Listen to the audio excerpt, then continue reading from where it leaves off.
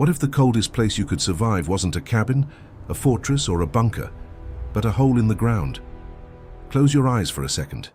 Imagine it's 20,000 years ago. The temperature outside has dropped below 20 degrees. The wind is cutting through everything. There is no heating, no insulation, no emergency shelter, no way to call for help. Just you, the darkness, and a cave carved into frozen rock. Your fingers stop feeling first, then your feet, then your chest tightens, not from fear, but from your body beginning to shut itself down. Most people imagine cave life like this, miserable. A filthy, smoke-choked hole where desperate humans shivered through endless winters, surviving by sheer willpower until spring finally arrived. That image feels right. It feels logical. It almost feels obvious. And yet it's completely wrong. Because the people who lived through those winters didn't just endure. They didn't simply get lucky with a good cave and a strong fire.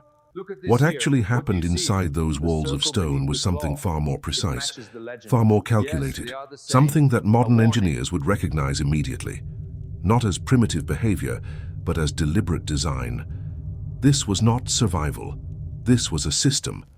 Every detail inside that cave had a function, the direction the entrance faced, the exact position of the fire, the material between their bodies and the stone floor, the way they slept, how they moved, when they sealed the entrance and when they opened it. None of it was accidental. All of it was engineered, without blueprints, without modern tools, without even a word for thermodynamics. They didn't fight the cold. They controlled it. And to understand exactly how a hole in the ground became one of the most sophisticated survival systems ever built by human hands, we need to start with the one detail most people would never think to examine. If this kind of discovery changes the way you see human history, subscribe to this channel and drop a comment telling us where in the world you're watching from. Because this story belongs to all of us. Because the answer isn't where most people think to look. The standard assumption goes something like this. Prehistoric humans were cold. They found caves, they built fires, and they survived because they were tough, resilient, adapted by raw biology to conditions we could no longer handle. That narrative is comfortable. It makes the past feel distant. It lets us place those people in a category separate from ourselves, primitive, instinctual, operating on reflex rather than reason. That assumption is false. What the archaeological record shows, in sites like Lascaux, Arcy-sur-Cure, and dozens of less celebrated locations across Central Asia and Eastern Europe, is not random occupation. It is repeated, deliberate, structured use of specific cave environments across thousands of years. The same chambers, the same orientations, the same interior zones selected again and again by populations that had no written communication with each other across generations and yet arrived at nearly identical solutions. That is not instinct, that is inherited knowledge. The common view treats cave survival as endurance, as if the goal was simply to last until spring. But endurance framing misses the entire architecture of what was happening. These were not people tolerating an environment. They were people operating one. The distinction matters enormously. A person who tolerates cold waits for it to end. A person who operates a thermal system adjusts inputs, fire position, body arrangement, material layering, to maintain a target output, survivable interior temperature. One is passive, one is active. One requires no knowledge at all. The other requires a body of understanding so refined, so tested by consequence, that errors were not corrected. They were eliminated because the people who made them did not survive to repeat the mistake. This was not primitive survival. This was environmental engineering, and it began before anyone even entered the cave. The first decision, the one that determined whether everything else was even possible, was selection. Not every cave worked.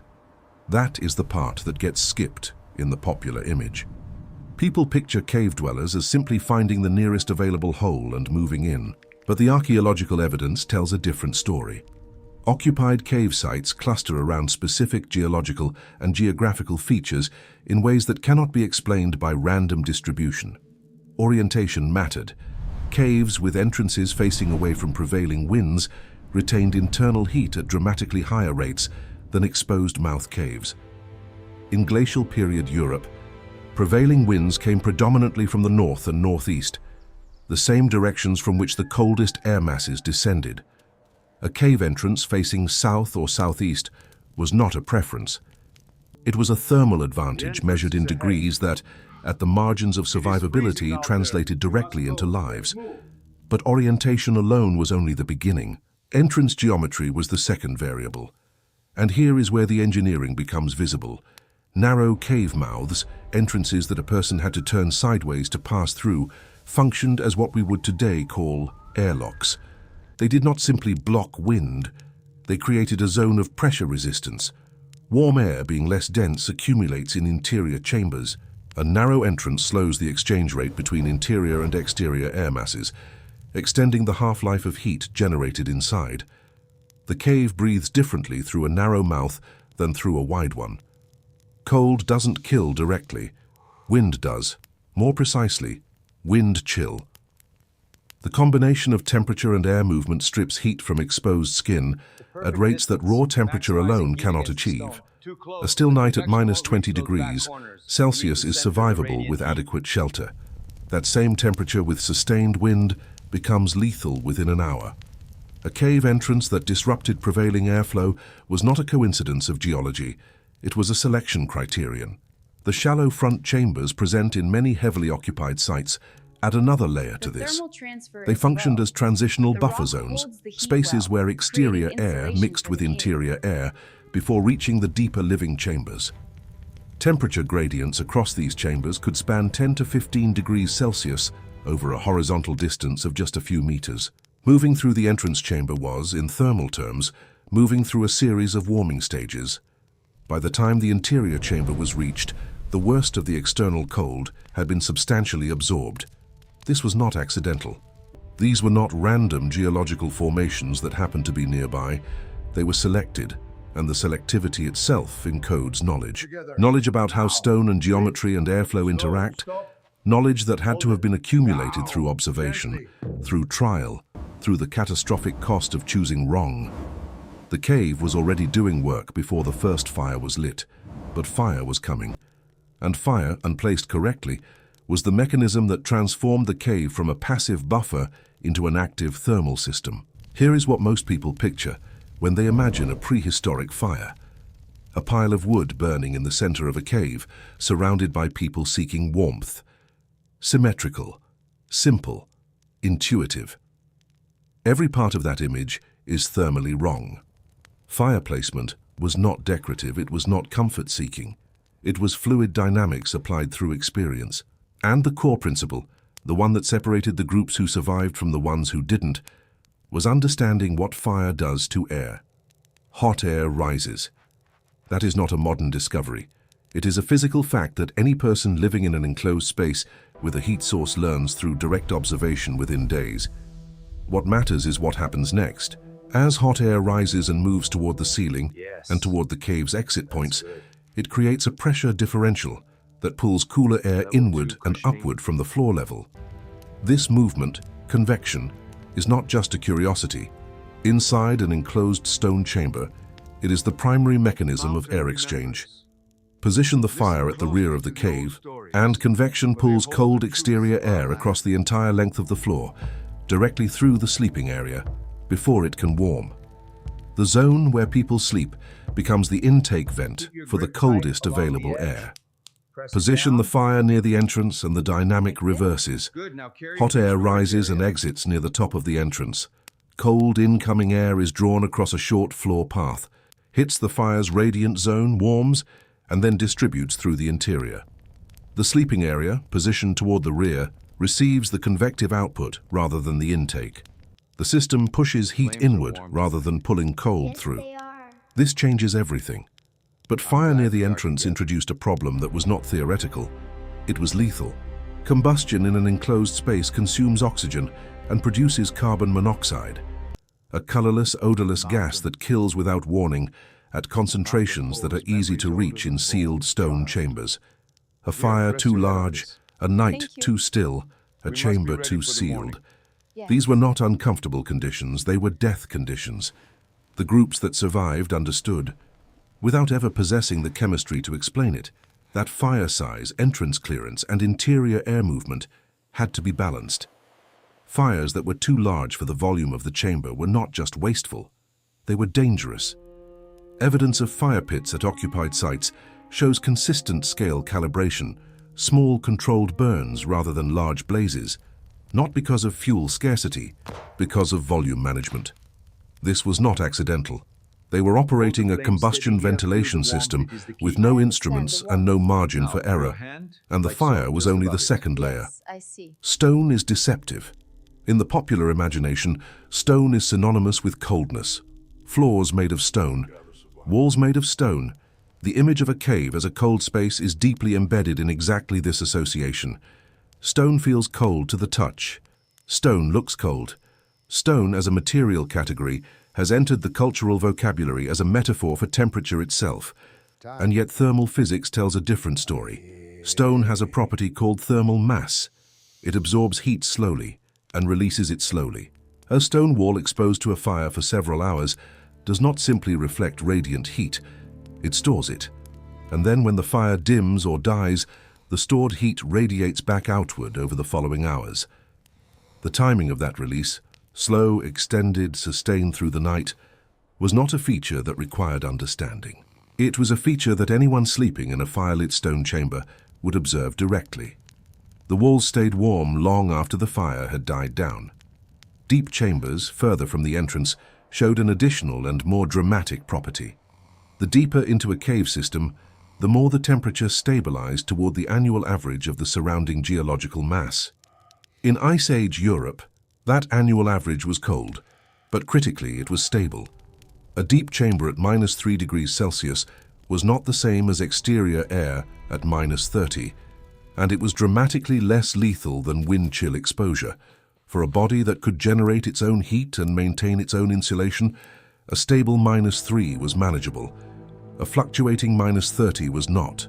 Evidence of occupation concentrated in these deep, thermally stable zones. Not at the entrance, not in the middle passages, in the specific chambers where geological conditions created temperature constancy.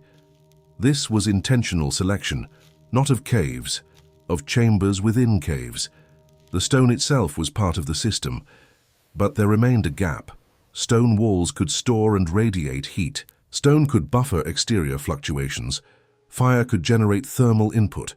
And yet stone floors, direct contact between a sleeping body and the ground, represented a heat loss pathway that none of these other factors addressed. The floor radiated cold upward with brutal, relentless efficiency. Not because stone is especially cold, but because it is an excellent conductor. A body pressed against stone loses heat to that stone continuously, not through air movement, but through direct conduction, the most efficient heat transfer mechanism available. A person sleeping on stone, even in a warm air environment, would lose core temperature steadily through the night. The solution was a thermal break, animal hides, dried vegetation, bark, layers of organic material placed between the body and the stone surface. These materials share one thermal property, low conductivity. They resist heat transfer. They trap the warmth generated by the sleeping body and hold it in the insulating layer rather than allowing it to conduct downward into the stone. This was not comfort. This was survival engineering. The difference between sleeping on stone and sleeping on layered insulation was not the difference between cold and warm. It was the difference between waking up and not. And even this, the floor insulation, the fire management, the chamber selection, was still only 3 layers of a system with more depth than that. There is a variable in the thermal equation of cave survival that has no modern parallel simple enough to make it intuitive. It doesn't involve fire. It doesn't involve stone. It involves something that modern observers consistently overlook because it is neither dramatic nor visible in the archaeological record.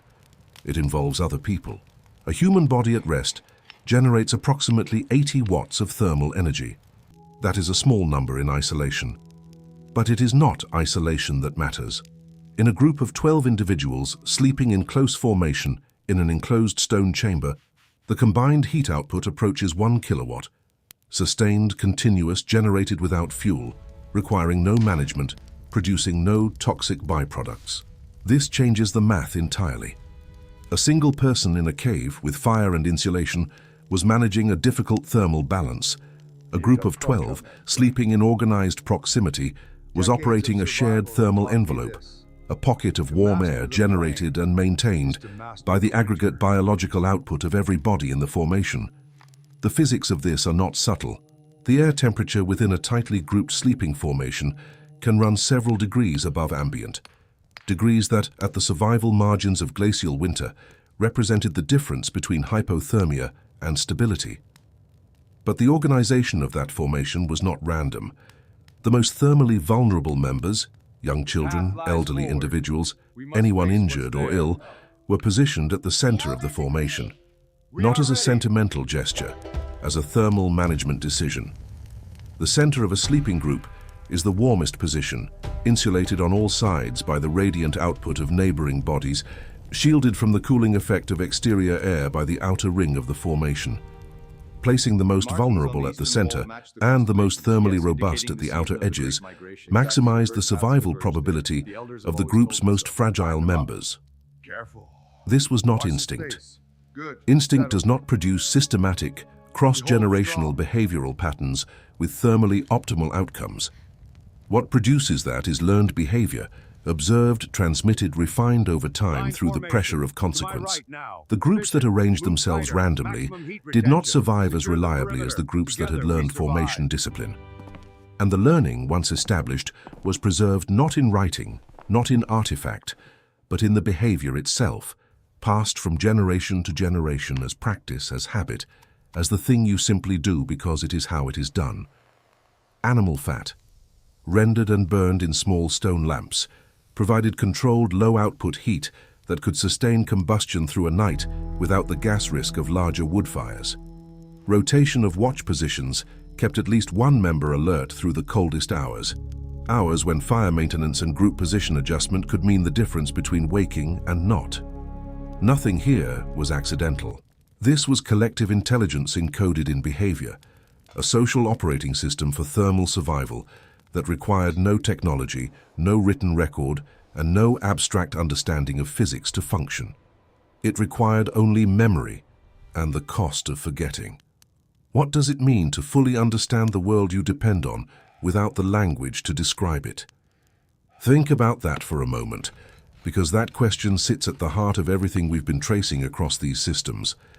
If you found a connection between human adaptation and a deeper intelligence built over thousands of years, we'd love to hear what you think. Subscribe to the channel and tell us where in the world you're watching this from, because this conversation goes further than one video.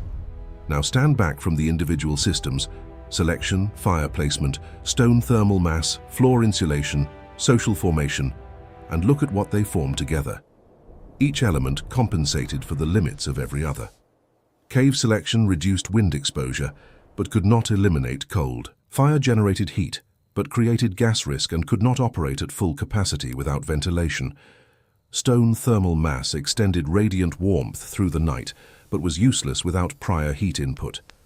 Floor insulation prevented conductive loss, but could not replace active heat generation. Social formation produced aggregate biological heat, but required the enclosed, still air environment that the cave geometry and entrance selection provided. Remove any single element, and the system degraded. Remove two, and survival probability collapsed. Remove three, and you were simply a human being in a glacial winter with nothing between yourself and extinction. This was not a collection of individual strategies. This was an integrated system. Every component depended on every other, and the understanding required to operate it, not articulate it but operate it, was held not in any individual, but distributed across the group, encoded in behavioral practice, reinforced by the consequences of deviation, and transmitted through generations of people who never once used the word thermodynamics, but whose survival depended on a functional mastery of its principles. There is a version of this story that frames what these people did as clever adaptation. Impressive, given the circumstances, given the tools available, given what they didn't know. That framing is still too small. What happened in those caves was not impressive given the circumstances. It was impressive, full stop.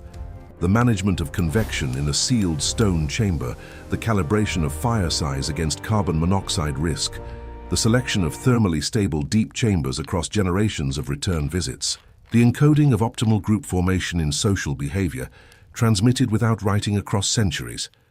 No blueprints, no instruments, no written theory, only observation, memory. The pressure of consequence operating across thousands of winters, eliminating error and preserving precision with a ruthlessness that no modern engineering process could replicate. They did not endure the coldest winters of the Ice Age. They built systems inside stone that made those winters survivable. And they did it with nothing but the accumulated intelligence of every generation that had survived before them, and the absolute certainty that this winter, like every winter before it, would test whether that intelligence was enough. Picture them now, not huddled, not shivering, not waiting, but operating, adjusting the fire, positioning the group, reading the airflow in the chamber, selecting the hide thickness, managing the fat lamp burn rate through the night, doing, precisely and deliberately, the things that thousands of years of consequence had proven must be done.